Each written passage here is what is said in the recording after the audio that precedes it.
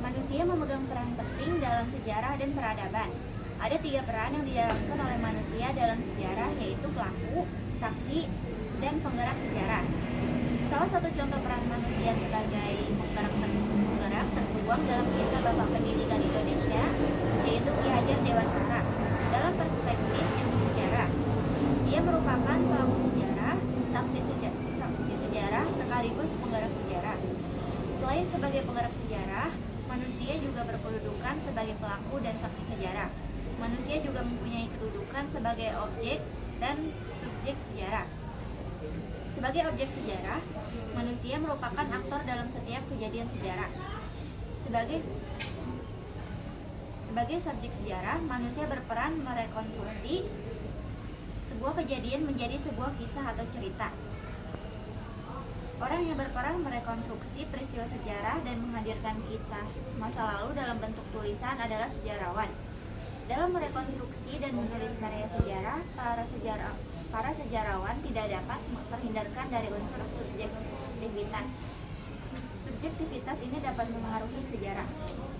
Secara keseluruhan, manusia memainkan peran sentral dan dalam sejarah sebagai penggerak yang menciptakan perubahan, pelaku yang berpartisipasi dalam peristiwa penting, dan saksi yang mendokumentasikan pengalaman hidup. Ketiga aspek ini saling terkait dan membentuk pemahaman kita tentang perjalanan sejarah umat manusia. Oleh karena itu, manusia dan sejarah selalu berkaitan. Tanpa sejarah, maka keberadaan manusia di muka bumi patut dipertanyakan asal-usulnya. Sementara itu, tanpa manusia, maka sejarah tidak akan pernah tercipta. Dengan demikian, manusia menjadi unsur utama sejarah. Menurut manusia dapat dipahami dari segi ruang dan waktu. Terjadinya suatu peristiwa sejarah. Ruang merujuk pada kondisi lingkungan dari semua aspek kehidupan manusia. Sedangkan waktu merujuk pada bagaimana perubahan dan perkembangan manusia dalam rentang peristiwa sejarah. Selanjutnya ada sejarah dalam dimensi ruang dan waktu. Pada kajian sejarah ada unsur yang tidak bisa lepas, yaitu ruang. Ruang merupakan tempat di mana peristiwa sejarah terjadi. Dimensi ruang dapat menjelaskan tentang kondisi dan situasi suatu peristiwa terjadi. Dimensi ruang sejarah dapat berdasarkan skala lokal, nasional, maupun global. Lokasi atau wilayah Anda tinggal selalu memiliki sejarah lokal. Walaupun terjadi pada tingkat lokal, peristiwa tersebut seringkali berkaitan dengan berbagai kejadian di tingkat nasional maupun global. Selanjutnya ada dimensi waktu. Dimensi waktu merujuk pada kapan peristiwa sejarah tersebut terjadi. Dimensi waktu bisa mencakup detik, jam, hari, minggu, bulan, tahun, maupun abad. Ada masa lampau yang menunjukkan dengan peristiwa itu sendiri. Misalnya, ada orang yang menandai waktu kelahirannya. Menurut Kunto Wijoyo, dimensi waktu dalam sejarah dibagi menjadi 4, yaitu perkembangan, kesinambungan, pengulangan, dan perubahan. Yang pertama ada perkembangan, yaitu sifat seseorang misalnya yang berubah-ubah setiap tahunnya gitu. Terus maksudnya masyarakat cenderung akan melakukan perubahan dari bentuk yang sederhana ke bentuk yang lebih kompleks. Selanjutnya ada kesinambungan. Jika suatu masyarakat baru hanya melakukan adopsi dari lembaga-lembaga lamba.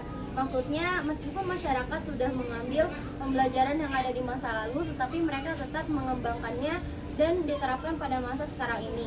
Yang ketiga ada pengulangan. Konsep pengulangan dapat terjadi jika suatu peristiwa yang terjadi pada masa lampau terjadi di masa selanjutnya. Contoh sederhananya adalah peristiwa yang Perang Dunia yang terulang 2 kali dan memberikan dampak yang sama merugikan terutama bagi masyarakat sipil. Yang keempat ada perubahan. Konsep perubahan dapat terjadi di dalam suatu masyarakat berhasil mengalami suatu pergeseran atau perubahan. Biasanya konsep perubahan terjadi secara besar-besaran dan dalam waktu yang relatif singkat. Perubahan dapat terjadi karena 2, yaitu internal dan eksternal.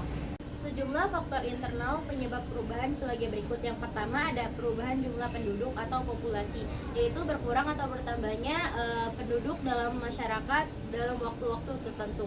Yang kedua adanya penemuan atau inovasi baru. Lahirnya penemuan dan inovasi baru sangat mempengaruhi perubahan yang terjadi di masyarakat. Pemberontakan dan revolusi dalam masyarakat. Pemberontakan terjadi karena ketidakpuasan masyarakat terhadap sistem kekuasaan pemerintah. Hal ini dapat memicu munculnya gerakan revolusi yang akan membawa perubahan besar dalam masyarakat.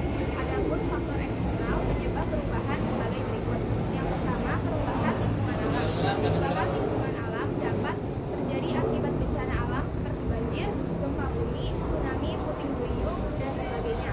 Dalam kategori ini termasuk perubahan lingkungan karena alam yang dirusak manusia menjadi salah satu faktor penyebab perubahan sosial. Yang kedua, peperangan. Peperangan yang dimenangkan oleh pihak lawan dapat menyebabkan terjadinya perubahan sosial di wilayah yang mengalami kekalahan. Kebijakan-kebijakan baru dari suatu pemerintah pemenang perang yang diberlakukan dapat menjadi sebab perubahan ini terjadi.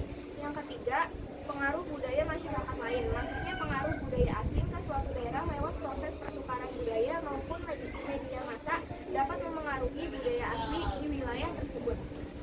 Perubahan sosial dalam masyarakat terjadi faktor pendorong dan penghambat. Faktor-faktor tersebut dapat memicu suatu proses perubahan sosial menjadi lebih cepat maupun sebaliknya. Faktor pendorong perubahan sosial budaya sebagai berikut. Yang pertama, kontak dengan budaya lain. Yang kedua, sikap menghargai karya orang lain. Yang ketiga, sistem pendidikan yang maju. Yang keempat, keinginan untuk maju. Yang kelima, penduduk yang heterogen. Yang keenam, ketidakpuasan masyarakat terhadap bidang kehidupan tertentu. Yang ketujuh, sistem pelampiasan terbuka. Yang kedelapan, orientasi ke masa depan. Faktor penghambat perubahan sosial budaya sebagai berikut. Yang pertama, kurangnya hubungan dengan masyarakat lain. Yang kedua, masyarakat yang bersikap tradisional. Yang ketiga, pendidikan yang rendah. Yang keempat, adanya kepentingan yang tertanam kuat. Yang kelima, ketakutan akan terjadinya kegoyahan integrasi. Yang keenam, rasa buruk terhadap unsur budaya asing. Yang terakhir, hambatan ideologis. Yang ketiga yaitu diakronis, kronologi, dan sinkronisasi dalam sejarah. Yang pertama, konsep diakronis atau kronologis. Diakronis berasal dari bahasa Yunani yaitu dia, yang artinya melalui atau melampaui, dan juga kronikus yang artinya adalah waktu.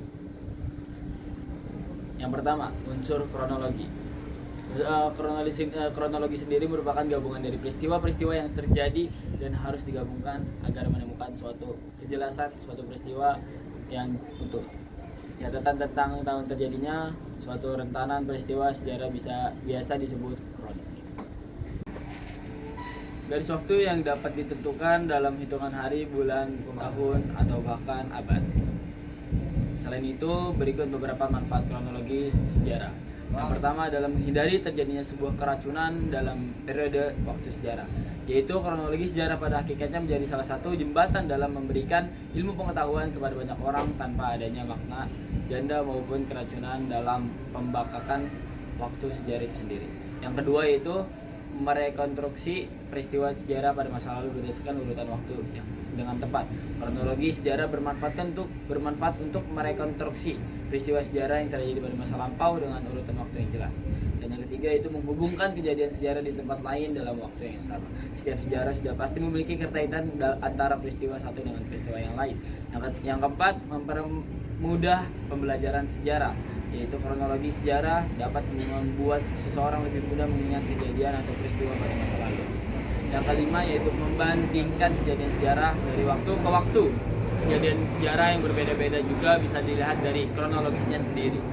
Dan yang keenam yaitu memudahkan pengertian dengan klasifikasi yaitu waktu peristiwa sejarah yang sudah jelas akan memudahkan seseorang dalam memaknai pengertian setiap kejadian sejarah.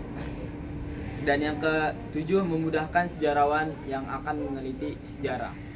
Yang kedelapan yaitu menarik minat pelajar yang mempelajari sejarah. Dan yang kesembilan yaitu memudahkan ingatan mengenai peristiwa sejarah atau berpikir secara kronologis akan membuat peristiwa sejarah bisa menjadi lebih sederhana.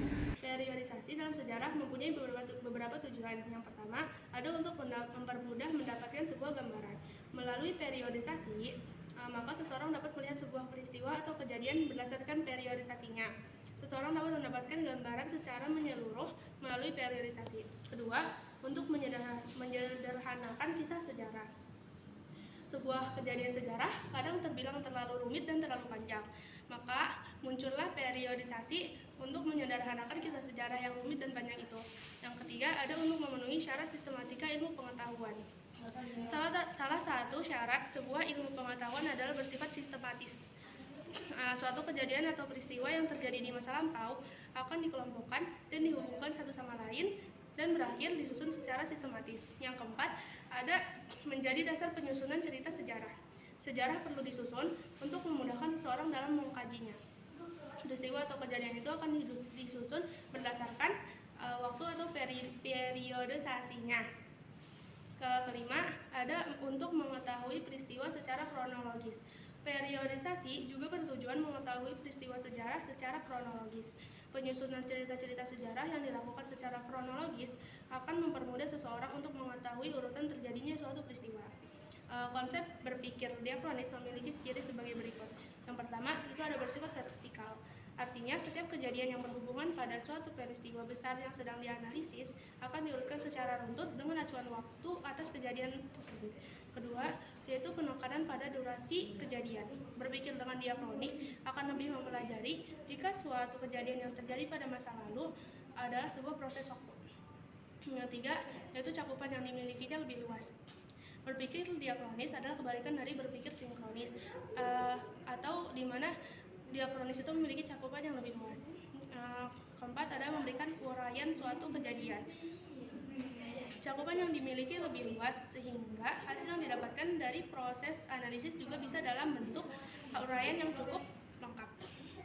Lima, yaitu metode pemeriksaan kesinambungan kejadian. Dengan konsep diakronis, setiap kejadian yang sedang dianalisis akan ditekankan pada bagian waktunya. Oleh karena itu, proses analisis yang sudah dilakukan bisa menjadi salah satu metode untuk memeriksa berkesinambungan antara satu kejadian dengan kejadian yang lain. Dan terakhir, yang keenam, yaitu terdapat sebuah perbandingan. Hasil yang diberikan oleh cara berpikir diakronis dapat berupa sebuah perbandingan. Perbandingannya dapat berupa sebab akibat suatu kejadian, lalu bisa juga seperti adanya kejayaan dan kehancuran pada peristiwa yang sedang dianalisis tersebut. Kata sinkronis berasal dari bahasa Yunani, sin yang berarti dengan dan kronos yang berarti waktu atau masa. Sinkronis artinya segala sesuatu yang bersangkutan dengan peristiwa yang terjadi di suatu masa atau ruang tetapi terbatas dalam waktu.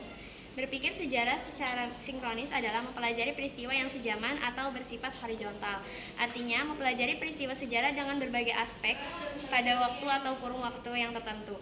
Pada saat sejarah bersentuhan dengan ilmu sosial, sejarah menjadi ilmu yang sinkronis. Artinya, selain memanjang dalam waktu, sekaligus melebar dalam ruang, cara berpikir sinkronis dalam sejarah berarti berpikir yang meluas dalam ruang, tetapi terbatas dalam waktu. Cara berpikir sinkronis penting dalam sejarah karena berfungsi menganalisis keadaan suatu tempat pada waktu tertentu. Konsep berpikir sinkronis terbagi menjadi beberapa ciri. Pertama, mengkaji kejadian yang telah terjadi pada masa lalu. Ciri pertama konsep berpikir sinkronis adalah adanya sebuah analisis atau kajian pada suatu kejadian pada masa lalu. Artinya, konsep berpikir sinkronis hanya bisa diterapkan pada sebuah kejadian yang telah terjadi di masa lalu.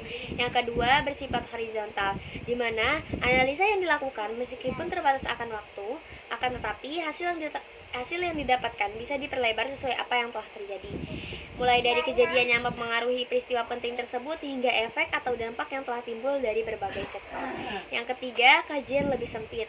Artinya, Anda hanya akan terbatas oleh waktu saja dalam satu kejadian ketika melakukan analisis. Tentunya pendekatan ini juga akan membersihkan waktu dan mempermudah Anda ketika akan melakukan sebuah analisis peristiwa masa lalu.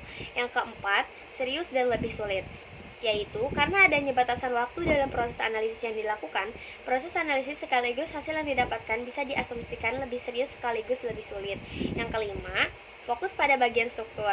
Fokus yang ada pada pendekatan berpikir sinkronis adalah bagian strukturnya, di mana Anda akan melakukan sebuah analisis yang dimulai dari struktur sosial, masyarakat, politik, ekonomi, hingga budaya.